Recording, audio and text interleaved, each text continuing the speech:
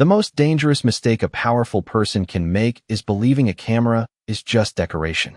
At 5:52 on a Friday morning, Nathan Brooks unlocked the front door of Brooks Custom Auto, stepped into the dark office with a paper cup of gas station coffee in one hand, and reached for the wall switch beside the service counter.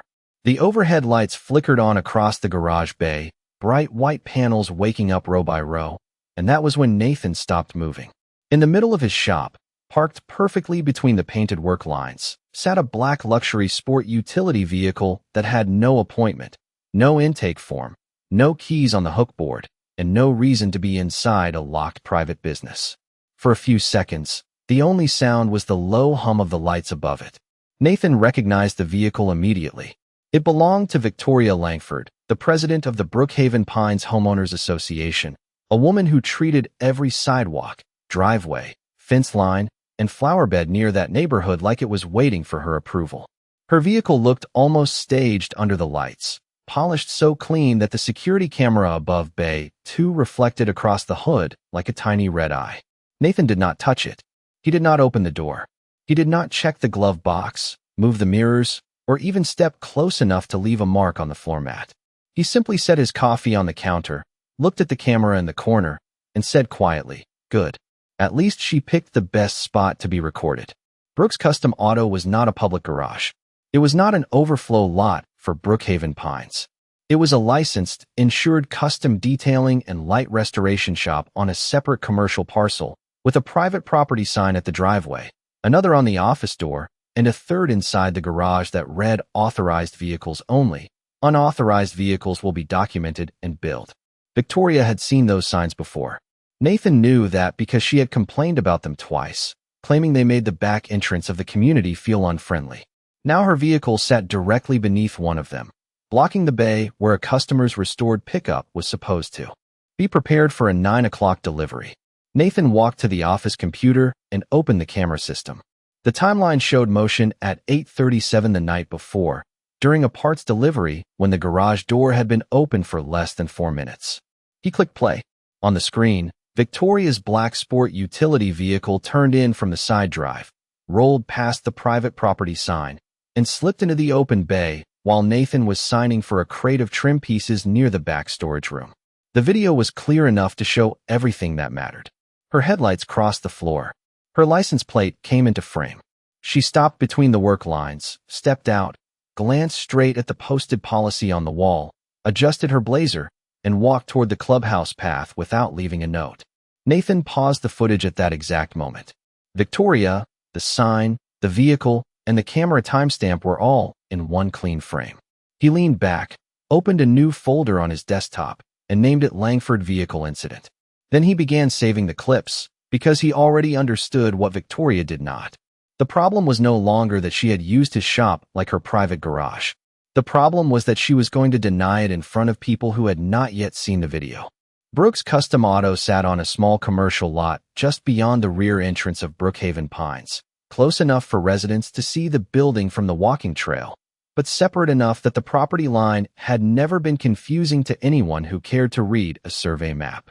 Nathan Brooks had bought the place 6 years earlier after spending most of his 20s working for other shops, saving every extra dollar, and learning that the cleanest businesses were not always the biggest ones.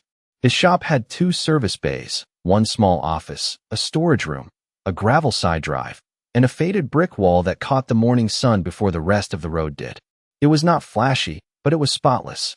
The floors were sealed, the tools were labeled, the appointment board was updated every night, and the camera system recorded the driveway, the office door, the garage interior, and the back. Service path 24 hours a day. Nathan had installed those cameras because custom vehicles brought custom problems. A scratch someone claimed was new, a customer who forgot what time they dropped off keys, a delivery driver who swore he never blocked the bay. All of it became easier when the truth had a timestamp. His rules were posted in plain English because he believed clear rules kept honest people comfortable and careless people accountable. Private business property. Authorized vehicles only. No association parking. Unauthorized vehicles will be documented and billed. Most residents of Brookhaven Pines respected that without needing a second reminder. Victoria Langford was the exception.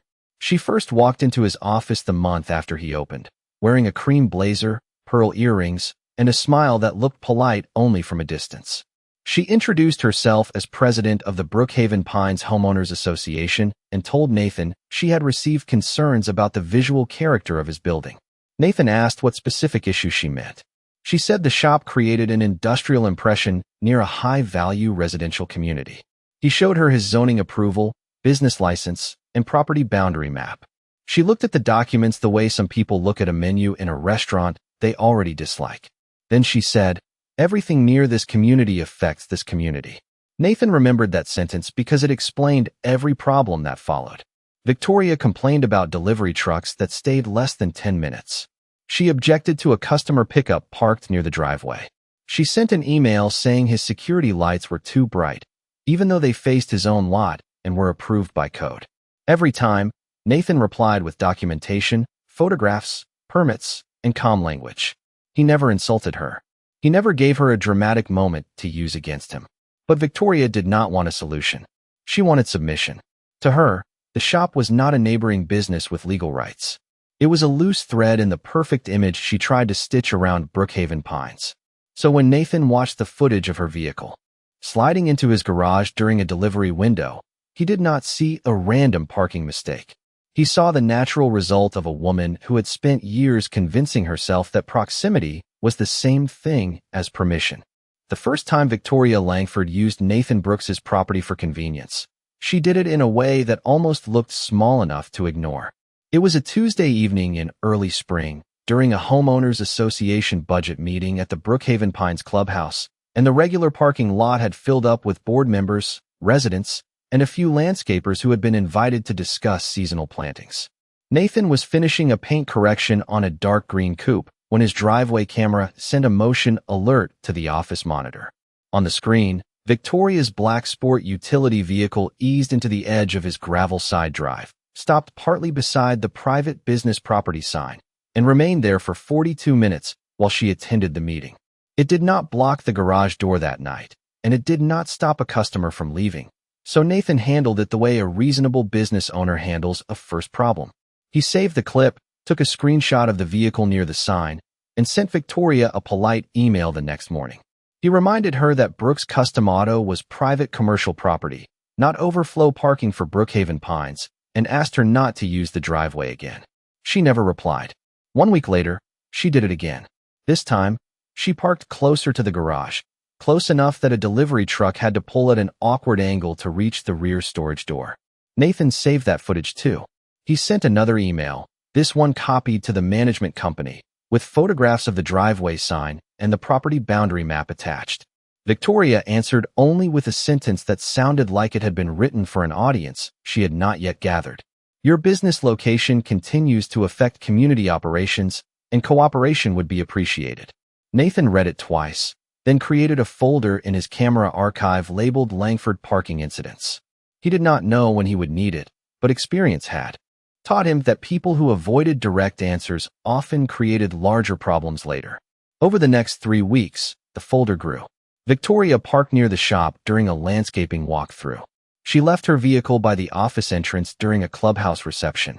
She pulled into the edge of the lot while speaking to a resident through her open window, even though there was empty space on the street less than 50 yards away.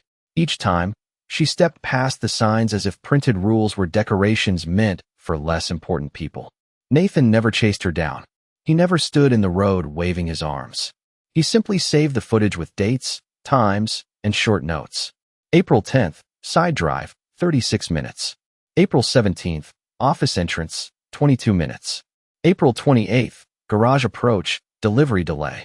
The pattern became so clear that even his part-time assistant, Ben Harper, noticed it while organizing customer files. Ben asked whether Victoria was allowed to park there because of some agreement with the community. Nathan said no, and Ben looked at the monitor footage for a long moment before saying, "Then she is acting like she wants you to confront her." Nathan shook his head. "No," he said. "She wants me to confront her without evidence." That difference mattered. Nathan understood that Victoria's strength was not just her title. It was her ability to sound official before anyone checked the facts. If he complained too early, she would call it a misunderstanding.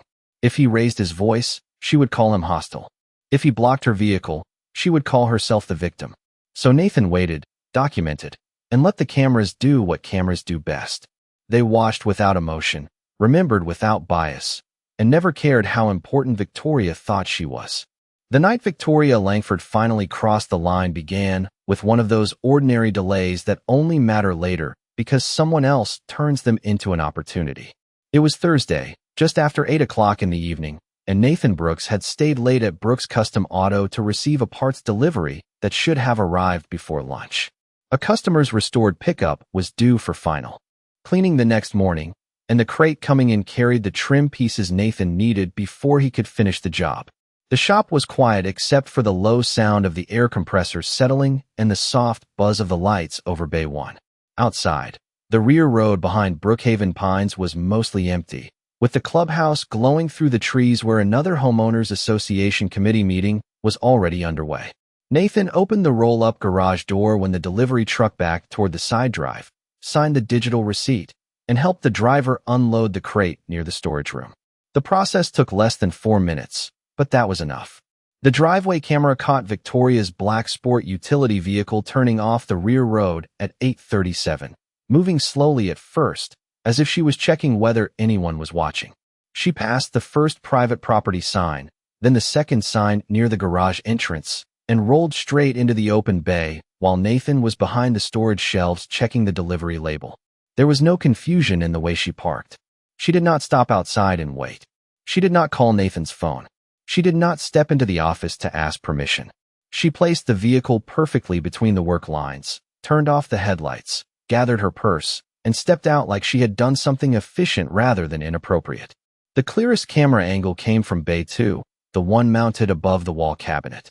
It showed Victoria pause beside the driver door and look directly at the interior policy sign. Authorized vehicles only. Unauthorized vehicles will be documented and billed.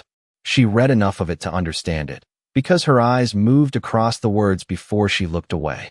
Then she adjusted the sleeve of her blazer and walked toward the side path leading back to the clubhouse, leaving the vehicle inside Nathan's insured work area with no note, no keys, and no service request.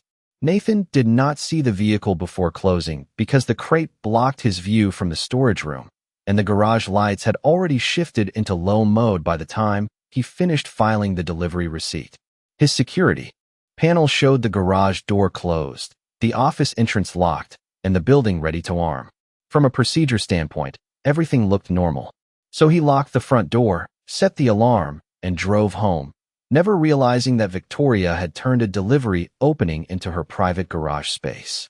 The next morning, when the footage showed him the full sequence, Nathan watched it 3 times without changing expression. The first viewing told him what happened. The second told him that Victoria knew exactly what she was doing. The third told him something even more important.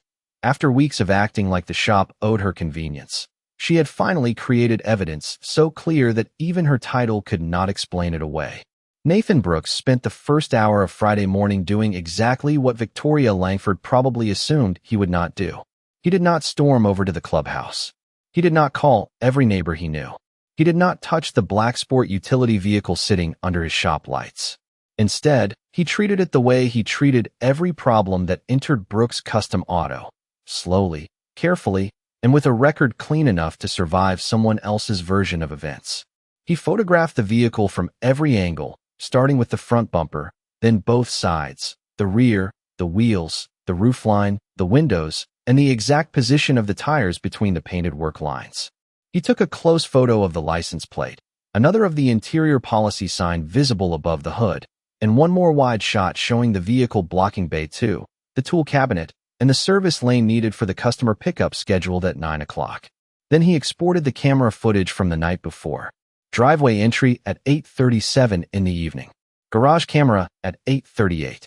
Interior wall camera at 8:39.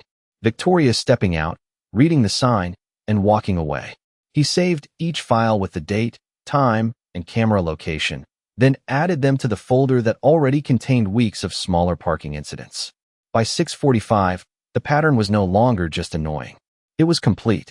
At 7:10, Nathan opened a new invoice and entered the vehicle as unauthorized indoor storage. He did not invent the charge for Victoria. The rate had been posted inside the shop for years, listed in his business terms, and tied to his insurance procedure for vehicles left without intake paperwork. At 7:22, he sent Victoria a formal email. He wrote that her vehicle had entered Brooks Custom Auto without permission during a delivery window, remained inside the locked building overnight, and was blocking scheduled operations. He explained that the vehicle would be released through normal documentation once she confirmed ownership, signed an acknowledgement that the vehicle had not been accepted for service, and addressed the storage charges under the posted policy. He attached 3 still images, but not the full video. Not yet. Nathan knew better than to show every card before the other person decided whether to tell the truth. At 7:41, Victoria replied with one sentence. "I expect my vehicle to be made available immediately, and I will not be treated like a trespasser by a business operating beside our community." Nathan read it, saved it, and answered with the same calm precision. "Your title with the Homeowners Association does not authorize use of my private commercial property. The vehicle is documented, secured, and available for release through the procedure already provided." At 8:03, she called his office. Nathan answered on the recorded business line. Victoria's voice was polished, but the anger underneath it was sharp. She said she had parked there only because his open garage created a reasonable assumption of access during a community meeting. Nathan looked at the frozen footage of her reading the warning sign and said, "Victoria, an open door during a delivery is not an invitation to store your vehicle inside my shop." For the first time, she went silent. Then she said the board would be hearing about his conduct. Nathan looked up at the camera above Bay 2, the same one that had watched her create the entire problem, and said, "That is fine. I will bring the footage." By mid-morning, Victoria Langford had stopped trying to retrieve her vehicle quietly and started trying to turn the situation into a public test of loyalty. At 9:18, she sent an email to the Brookhaven Pines board with the management company copied, describing Nathan Brooks as an uncooperative business owner who was escalating a simple misunderstanding into an attack on community leadership. She wrote that she had used the shop area only briefly during a committee meeting and that Nathan was now attempting to embarrass her over what she called a reasonable parking decision.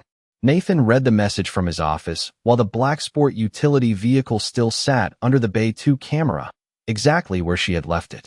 He did not answer immediately. He had learned that the first version of a lie usually became more useful once the person telling it believed no one could challenge the details. At 9:32, a board member named Carolyn Reeves replied with a cautious question. Did the Homeowners Association have any written agreement allowing board members to use Brooks Custom Auto for parking or access? Victoria did not answer that question. Instead, she sent another message saying the larger issue was Nathan's unwillingness to support the character and needs of the community. That was when Nathan printed the entire thread. At 10:05, his scheduled customer arrived for the pickup that Victoria's vehicle was blocking. The customer, a retired contractor named Bill Dawson, looked through the office window at the black sport utility vehicle, then at Nathan's prepared paperwork, and said, "That does not look like one of your jobs." Nathan told him only what he needed to know. An unauthorized vehicle had been left inside the work bay and the release process was pending. Bill nodded, accepted a revised pickup time, and appreciated the discount Nathan offered for the delay. Nathan added that discount to the incident file as a business impact. By 10:40, Victoria appeared at the office door in person, dressed as if she had walked straight out of a board presentation, cream blazer pressed, hair neat, sunglasses still on even though she was indoors. Nathan unlocked the customer entrance, but kept the service door secured. Victoria walked to the counter and placed both palms on the edge like she was claiming the room. "I can see my vehicle," she said. "Open the bay and let me leave." Nathan slid the printed release packet toward her. Ownership confirmation, acknowledgement, and the current storage invoice are all here. Once those are completed, I will release the vehicle through normal procedure. Victoria looked at the total and gave a short, humorless laugh. "This is ridiculous. You are charging me for parking in a space that was open." Nathan pointed to the wall beside the office window, where the same policy was posted in plain view. "You did not park in an open space. You stored a private vehicle inside an insured work bay without permission after walking past posted signs." Her expression tightened. "I am not signing something that makes me look guilty." Nathan kept his voice even. The document says the vehicle was not accepted for service and entered without authorization. It does not add anything the camera did not already record. That sentence landed harder than he expected. Victoria looked toward the camera above the counter, then through the glass at the camera over Bay 2, and for the first time her confidence shifted into calculation. She gathered the papers without signing them and said the board would decide how to handle his behavior. Nathan answered softly, "The board can decide what it wants. My camera's already decided what happened." Victoria Langford left Brooks Custom Auto at 10:52 with the unsigned release packet in her hand, and the same problem still sitting under Nathan Brooks's shop lights. By 11:15, she had already changed the shape of the story. A message went out through the Brookhaven Pines resident portal saying the president of the Homeowners Association had been unfairly targeted by a neighboring business owner during an active community week. She wrote that Brooks Custom Auto had become increasingly hostile toward residents, that Nathan was using security footage in an intimidating way, and that the board needed to address the business relationship before it damaged the character of the neighborhood. Nathan read the message twice, not because it surprised him, but because it confirmed exactly what he had expected. Victoria did not want the vehicle back badly enough to sign the truth. She wanted a crowd. First, at 11:28, Carolyn Reeves forwarded the message to Nathan with a short note asking whether he would attend an emergency board meeting at 6 o'clock that evening. Nathan replied that he would attend and bring documentation. Then he spent the next hour preparing the evidence in a way that could not be dismissed as a motion. He exported the 3-week parking pattern into a single folder. First clip, Victoria parked at the side drive for 42 minutes. Second clip, Victoria blocking the delivery angle near the rear storage door. Third clip, Victoria walking past the authorized vehicles only signed during a clubhouse reception. Final clip, Victoria driving into the open bay during a delivery window, looking directly at the posted policy, and leaving the vehicle inside the locked shop overnight. He made copies of the property boundary map, zoning approval, business license, insurance procedure, posted policy, invoice timeline, email thread, and the customer delay record from Bill Dawson's pickup. He did not add commentary to the file names. Dates, times, camera locations, and facts were enough. By 1:30, 2 more residents had emailed him privately. One apologized because Victoria had told people the shop lot was unofficially available during crowded events. Another said she had seen Victoria use the side drive before, but assumed there was permission. Nathan saved those messages too. At 3 o'clock, Victoria sent one final email to the board claiming Nathan was refusing to release her vehicle in order to pressure the association. This time, Nathan answered everyone. He wrote that the vehicle was available for release through the procedure already provided, that he had not moved it, touched it, serviced it, or denied access under posted terms, and that any dispute over charges could be handled in writing after documentation was completed.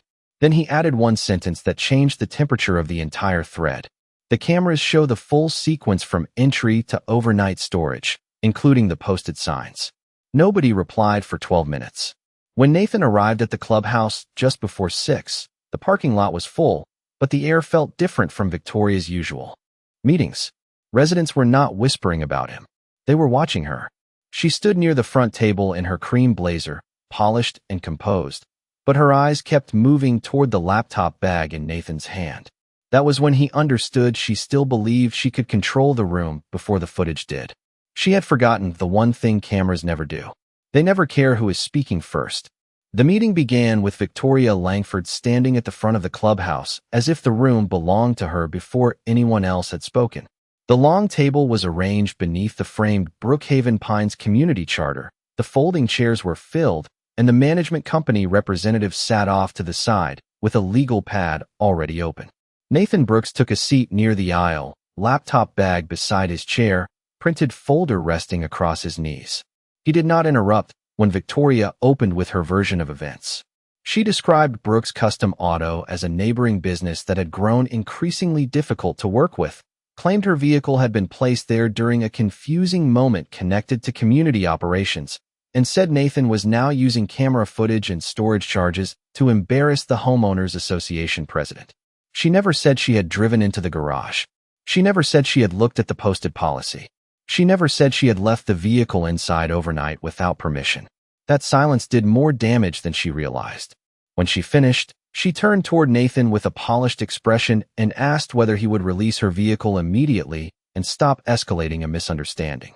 Nathan stood slowly, carried his laptop to the front table, and said he would explain the facts in the order they happened. First, he placed the property boundary map on the table. Then he added his zoning approval, business license, insurance procedure, and photographs of every posted sign at Brooks Custom Auto. Private business property. Authorized vehicles only. Unauthorized vehicles will be documented and billed. A resident in the second row leaned forward and whispered that the signs were not hard to understand. Victoria's jaw tightened, but she said nothing. Nathan connected his laptop to the clubhouse screen, opened the first video, and let the room watch without commentary. The first clip showed Victoria parking along the side drive 3 weeks earlier. The second showed her blocking the delivery angle near the rear storage door. The third showed her walking past the authorized vehicles only sign during a clubhouse reception. Each clip had a timestamp, a camera label, and the same unmistakable black sport utility vehicle. The room grew quieter with each one. Then Nathan opened the final clip from Thursday night.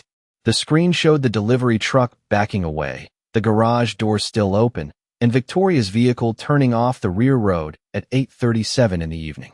No employee waved her in. No one guided her to the bay. No conversation happened at the entrance.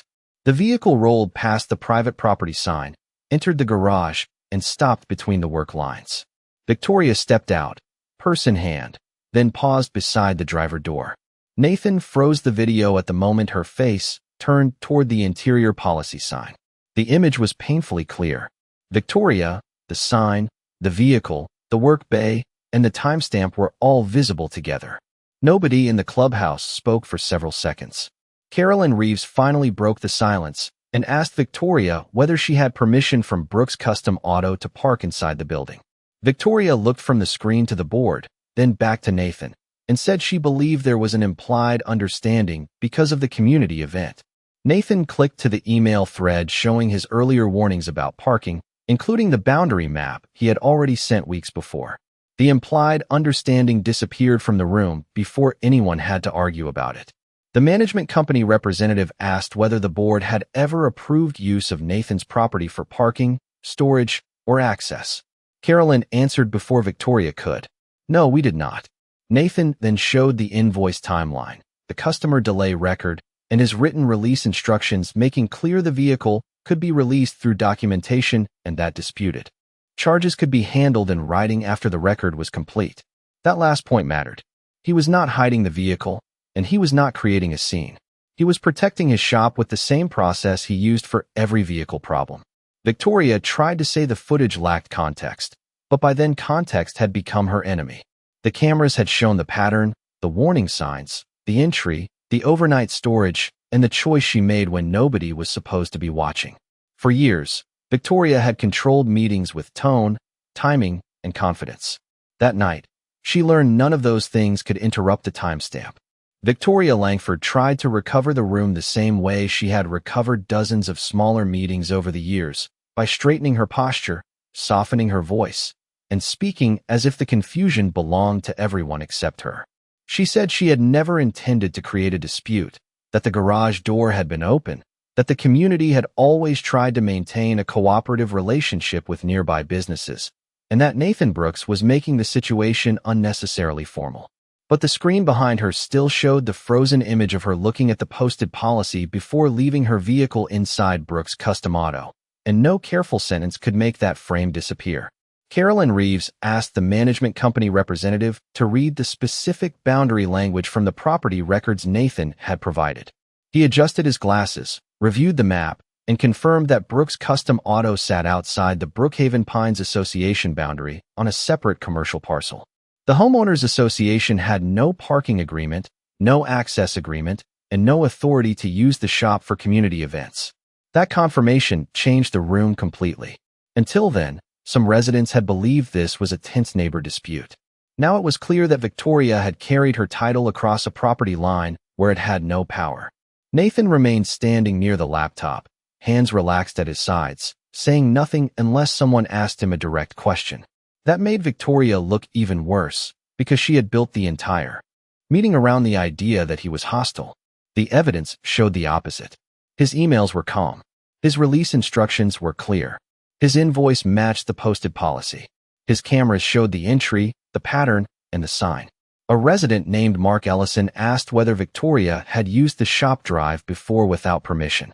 Nathan clicked back to the folder of earlier clips and said, "The footage shows multiple prior uses of the side drive and garage approach after written notice was sent. I did not bring those clips to embarrass anyone. I brought them because this was not the first time I asked for my property to be respected." That sentence landed quietly, but it landed everywhere. Carolyn turned to Victoria and asked whether she would complete the release paperwork that evening so the vehicle could leave the shop and the business could resume normal work. Victoria hesitated, then said she objected to the charges. Nathan nodded and replied that she could note payment under protest and dispute the invoice in writing later, but the acknowledgement that the vehicle had entered without authorization needed to be signed before release. That answer removed her last attempt to call him unreasonable. He was not trapping her. He was documenting the truth and offering a clean path out. The board took a brief private discussion in the side office, leaving residents murmuring softly in the main room, while Victoria stood alone near the screen, no longer commanding the space. When the board returned, Carolyn announced that the association would not support Victoria's claim against Brooks Custom Auto, would not describe the incident as official association business, and would issue a written notice clarifying that no board member had authority to use private commercial property for parking, storage, or access. Victoria's expression tightened, but she knew the vote before it was spoken. At 7:42 that evening, she stood at Nathan's front counter under the camera she had noticed earlier, signed the acknowledgement, paid the current invoice while marking the charges disputed, and waited in silence as Nathan opened the service bay. The black sport utility vehicle rolled out exactly as it had been found, untouched, clean, and fully documented. The only thing damaged was the version of the story Victoria had tried to tell before the cameras had their turn. After Victoria Langford drove away from Brooks Custom Auto that night, Nathan Brooks did not treat the empty bay like a victory scene. He treated it like the end of a file. He locked the service door, saved the final camera clip showing the black sport utility vehicle leaving without damage, scanned the signed acknowledgement, attached the payment receipt, and emailed a short release summary to Victoria, Carolyn Reeves, the management company, and his business attorney. The message contained no insult, no celebration, and no personal opinion. It stated only that the vehicle had entered without authorization, remained secured under posted shop policy, was released after documentation, and that the disputed charges could be handled in writing through ordinary business channels. By the next morning, Brookhaven Pines was quieter than usual, but not because people had lost interest. They were reading. Carolyn sent a formal community notice before noon, explaining that Brooks Custom Auto was private commercial property outside the homeowners association boundary, that no board member had authority to use it for parking, storage, access, or event overflow, and that all future communication with neighboring businesses would go through written board approval. The notice did not mention Victoria by name more than necessary, but everyone understood why it existed. For years, Victoria had made residents feel as if her title could stretch over any fence, any curb, any driveway, and any business close enough to the neighborhood map. Now the board had put the limit in writing. A week later, the management company recommended a review of board conduct, especially individual actions taken without approval. Carolyn led the meeting, and Victoria sat at the side of the table instead of the center, her cream blazer pressed as always, but her usual confidence missing from the room. Residents who once looked down when she spoke now asked direct questions. Who authorized prior complaints against the shop? Why parking warnings had been ignored? Why a community message had been sent before the evidence was reviewed? Victoria answered carefully, but the careful answers only reminded everyone of the careless footage. The board voted to require written authorization for any contact with outside businesses and to remove the president's ability to send resident-wide messages without review during disputes. Victoria objected, but the motion passed. 2 weeks later, she resigned, saying she wanted to focus on personal matters and allow the community to move forward. Nathan read the notice in his office, then closed the email and returned to work. That was all he had wanted from the beginning. Not applause, not revenge, Just his shop, his schedule, his customers, and his property line left alone. Brooks Custom Auto settled back into its normal rhythm. The garage door opened for appointments, not entitlement. Customers signed intake forms, keys went on the hook board, and the cameras kept recording the same way they always had. Nathan added one new line beneath the interior policy sign in clean black lettering. Private property does not become public parking just because the door is open. Some customers noticed it and smiled. Nathan usually just said every sign in a shop had a story behind it. On quiet mornings, when sunlight crossed the sealed concrete floor and the bay sat empty for a few minutes before the first appointment, he sometimes looked up at the camera above Bay 2 and thought about how simple the truth had been. Victoria believed power was being able to speak first in a crowded room. Nathan knew better. Real power was having the evidence ready when the room finally stopped listening to the loudest person and started watching what actually happened.